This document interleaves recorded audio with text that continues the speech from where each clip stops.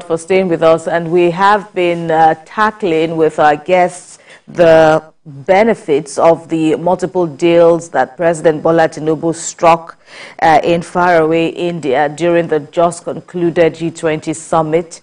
And notable among the deals are the ones in Germany, where he met with the German leader, German Chancellor Olaf Scholz. He also met with the President of South Korea, as well as the host Prime Minister Narendra Modi. And, crucial discussions, crucial agreements were reached. And how beneficial will they be to all the countries concerned, especially Nigeria, that is on a massive investment and wealth creation drive? That's what we've been addressing with Dr. Muda Yusuf and Baba Yusuf as well. And I want to bring this issue of, the interest between this budding or growing interest between Germany and Nigeria to you, Mr. Baba Yusuf. And the president is also desirous of, having blue chip companies, major manufacturing companies like Volkswagen and others, reflecting on his initiatives and the incentives that the government has put. He wants these companies to also reflect heavily that the companies here in Nigeria have a lot to learn from them. Ahead of this October visit of the German Chancellor, I wonder what your expectations are, how aligned they are with this impending visit. Thank you very much. Mr. President, by his actions so far, in my opinion, is trying to return the glory days of the production manufacturing sector in Nigeria, recognizing the critical importance to turn around and drive it, not just to bring portfolios and injection foreign exchange relief in the short term, in the mid to long term. The economic state power of Nigeria and its consequent growth will depend on our production across the value chain. Glory days of the textile industry, the car assembly industries, etc., is what Mr. President is trying to bring back, catalyze the return. And that is why the conversation, in this case, we talk about Volkswagen and even more. Don't forget, the last 4 years we had the death of exit of flight on the other side, going out of Nigeria by foreign direct investors, like so SmithKline Beach and CSK just left. We have ExxonMobil, one of the biggest oil and gas entities, leaving Nigeria after about 51 years.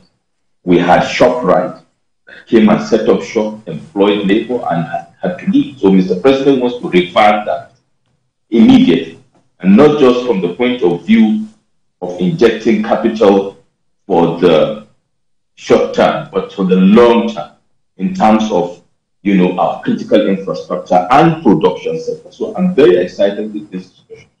And like we said earlier, not just with Germany, with South Korea, which is also a major production economy, the fourth largest economy in Asia. India is the third largest economy in Asia.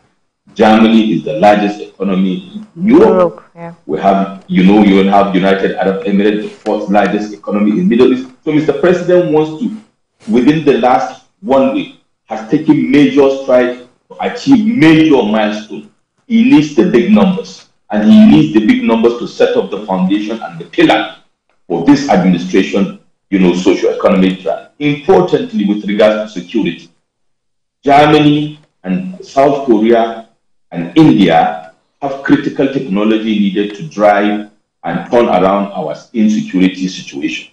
Of course, including also the strategy and also intelligence gathering capacity and capabilities. Let us not forget, there was a conversation between Mr. President and the President of the United States of America, the biggest economy in the world. And we know that definitely apart from economic conversations, there will be strategic engagement with regards to having productive discussions with regard to the input of America. Over the years, we've been having flashes in the pan and empty conversations with regards to the input of America to support us to to fight insurgency and insecurity.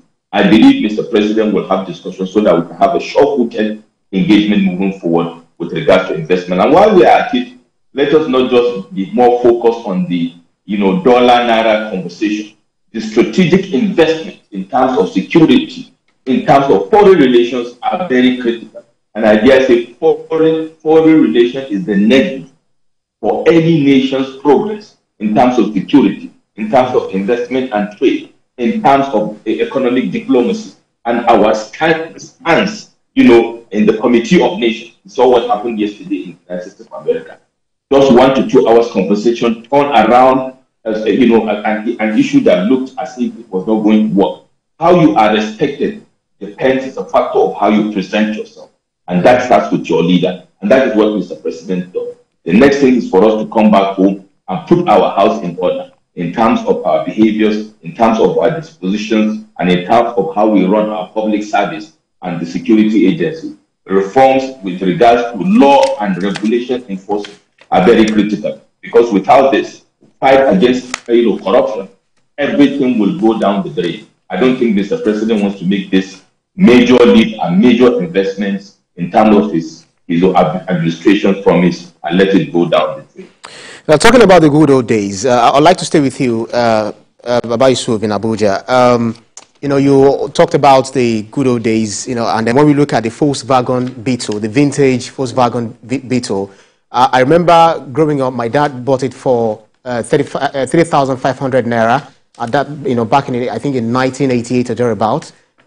He went to the gas station, the filling station, filled the tank for 7 naira. Both of you can relate, Dr. Muda Yusuf, and filled it with 7 naira. And it was even the first car that I drove at 15 years of age. What policy or what kind of policies do you think the president can introduce to, crash the prices of vehicle, or has that good old days gone forever? Thank you for that question, Ibrahim. Very valid and genuine. For us to get there, Mr. President is doing what I called earlier the foundation laid and the pillar set, and then framework. The good, lovely old days I can relate to what you are talking about very clearly have long gone. So destroying is easy, building is very difficult. But the good thing is that when you are building, you do the foundation very well and the solid pillars. Moving forward, frameworking and others, the soft issues will be very okay. I believe the first steps have been taken, like you rightly mentioned. And then going forward is the hows and the whens of how this investment comes, the legal framework, the critical stakeholder engagement, and within it, the substance and the cream la cream of technology transfer of how our people will build capabilities within Nigeria for our teaming youth, knowledge transfer, technology transfer, even beyond the car manufacturing, the entire manufacturing sector, the FCMGs, the digital technology, digital economy, to have embedded within our bilateral and multilateral agreements and engagements, so that in the midterm, with this 4 years administration of President Bola Ahmed Tinubu will gain traction. We have teaming youth, very intelligent, some of them adding value in other economies. To have within this framework that which can be done. And of course, within the economic blueprint and strategy, we hear about the credit facility structure to come back to enable people to be able to procure in a way and manner that they can have a standard of living that is upscale beyond what it is now, for everybody to be able to afford. Of course, the good old days is also a function of the strength of our Naira, Ibrahim, at that time. Imagine at the time when Naira was better than the dollar. So we look forward to scaling up the value of the Naira, ramping it up, with our fiscal policies, fiscal discipline, war against corruption and all that. It's a multi-dimensional approach that has to happen. The reform has started. It must be sustained with political will, with neutrality with regards to how regulations and law are enforced. One of the critical things Mr. President has to do is to ensure that all our law enforcement and regulatory agencies wake up from their slumber. They are not doing their job. That is why when at the top, at the strategic level, you work so hard, at the operation level, you lose ground. It has to work in sync and the political will of the Mr. President going forward and the performance of the teams around him at the upper echelon will drive the entire value chain. Ibrahim, I look forward to those good old days returning for us and our children. Yeah. We all do, in fact, Mr. Baba Yusuf. And, well, let's, on the flip side, also come over now to Dr. Muda Yusuf. And it's still on this talk about deeper Euro-Asia connection with Nigeria, I should say. And with this bid now in enhancing South Korea's involvement in our manufacturing sector here, perhaps do you also see a return of the good old days in the offing? Well, I see a return of the good old days in a different way.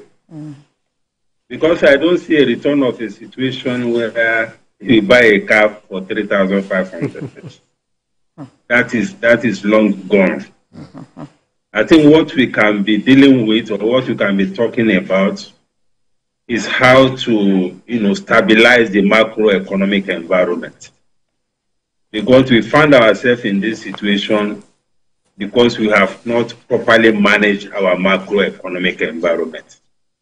That is why the Naira had to go from being 1-to-1 in those 1-to-1 to the dollar in those good old days. Now we are talking about 700, 750, 770, and the parallel market over 900. It's a function of macroeconomic management. It's also a function of the capacity to build an economy that is productive and that is competitive, in a way that will strengthen what we call import substitution. Our economy is too import dependent, and that is what is putting pressure on our exchange rate. If we fix all these fundamentals, all the structural issues, we should be able to rely less on importation across so many products, across so many sectors of the economy. We also need to manage our monetary policy well, so that we reduce the extent or the degree to which we are also pumping money into the system, the level and the rate at which we print money and create liquidity, which weakens the currency as well, and which also impoverishes the people. So all those fundamental macroeconomic and structural issues are very important to get maximum value from all these efforts that the president is putting in these international engagements. And we cannot overemphasize the role of the bureaucracy. Because it is one thing for the president to do all this work. When investors come, you must ensure that the bureaucracy does not frustrate them. Because you need to talk to local investors and understand what they are going through. The same thing can happen to the foreign investors. And some of the foreign investors also don't have very good stories to tell about the quality of our bureaucracy, our institutions, our regulatory institutions in charge of numerous, different kinds of approvals. It can be a nightmare for investors. So while we are trying to attract these investors, the president should also ensure that all the obstacles on the way of investors that are put there by the bureaucracy and the bureaucrats are removed. Then I must also emphasize that domestic investment is as important as foreign investment. That is also very key, because as we speak, there's also need to have a corresponding level of engagement with domestic investors. Because 90% of the jobs that you have in this economy today are provided by the domestic investors. 90% of revenue in terms of taxes are provided by these domestic investors. And they have their issues. So while we crave to attract foreign investment, we should also address the concerns, and urgently too, of domestic investors. And when I'm talking about domestic investors, I'm not just talking about the big companies. Of course, they are also important.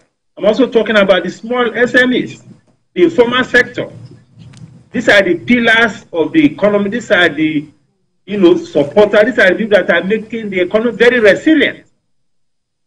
So the two components of investment are equally important. And the ministers in charge of different segments of the economy should also get down to be engaging with sectors across, across the entire economy. So that can also complement what is happening on the foreign front in terms of attracting, foreign investment. I think it is important to also stress that point. Interesting. Baba Yusuf in Abuja, in all of this, we've got the president, moved from the G20 in India to the UAE. He's had conversations here and there, dialogue with these, foreign presidents. Let's talk about the timelines or time frame to these. How soon do you think Nigerians, will begin to feel the impact of these, sealed deals with, this global communities, by the president from these meetings? How soon do you think we'll begin to, to see all of the dividends of this? Thank you, Ibrahim. I think it's a very important question because we need to manage expectations of the citizens of Nigeria.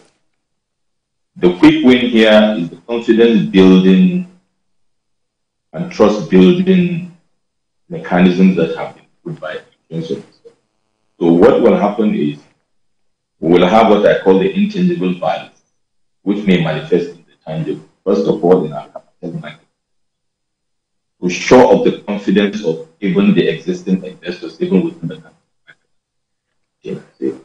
With this development, those that are already thinking of leaving, just like GSK and Exxon Mobil, ShopRite, and others, will start having a rethink with this very critical move to say, hey, hold on, we need to also rejig our strategy. Interestingly, as a student of strategy, we all know that this is the time that we start doing strategies, public and private sector. We're in September, we're in the ember month, so this is the time to do budgeting, to do strategic thinking and planning for 2020. So it's a brilliant move by Mr. President because people that have grown this apathy, investment apathy or engagement apathy, whatever you call it, to start having a UAE just lifted the ban, the visa ban, Emirates and Etihad are beginning to come back. So that will engender confidence on the existing, investors' value chain that are already angry and tired. We have over almost $500 million of forex trapped. Mr. President yesterday, by his engagement with UAE, the snippet we got is that there's a kind of, currency, exchange of, there will be an exchange strategy that will bring support and take out as much as possible this forex and trap. All right. So the confidence building will happen. And then moving forward, the frameworking will happen. And I reckon by first quarter of next year, we'll start seeing impacts and outcomes in terms of production economy, in terms of the manufacturing sector, with regards to employment of labor and also income for Nigeria. All right, we'll see how it goes. In the meantime, many thanks, Baba Yusuf, as well as Dr. Muda Yusuf, who have been our analysts this hour, talking about the impact of these deals that President Bola Ahmed Tinubu struck with notable global leaders. And that's how we wrap up TVC Breakfast. Of course, this Tuesday edition we won, and we must inform all our viewers that the views and reactions of all our resource persons are theirs and have no connection with TVC News. From all of us here, many thanks for watching, and we hope you can join us again tomorrow for another edition of TVC Breakfast. I am Kemi Fola Adeyemo. Join Ibrahim Shit and I again tomorrow.